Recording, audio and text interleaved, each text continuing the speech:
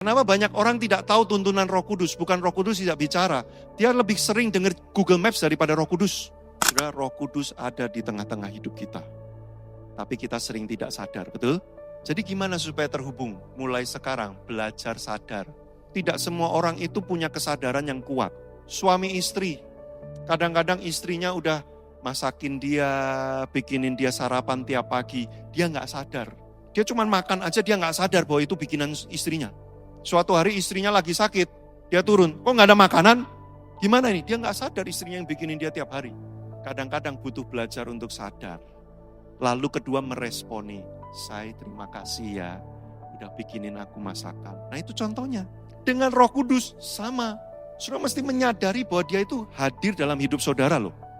Dan dia itu pribadi yang bisa ngobrol dengan saudara. Kedua, saudara responi kehadirannya. Saudara banyak ngobrol sama Roh Kudus. Tapi aku gak dengar jawabannya. Gak apa-apa, di pertama-tama kita mungkin belum terlatih mendengar suara Roh Kudus. Tapi kalau saudara meresponi terus-menerus, lama-lama saudara akan bisa mengerti, ini Roh Kudus berbicara. Kenapa banyak orang tidak tahu tuntunan Roh Kudus? Bukan Roh Kudus tidak bicara. Dia lebih sering dengar Google Maps daripada Roh Kudus.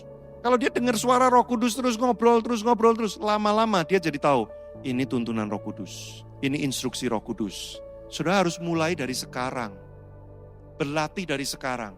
Supaya di waktu-waktu kesulitan datang, kesabaran dibutuhkan, saudara lagi gak bisa bersuka cita, saudara lagi gelisah, Roh Kudus akan hadir, dia mulai berbicara, dia menuntun, lalu dari dalam damai sejahtera itu muncul.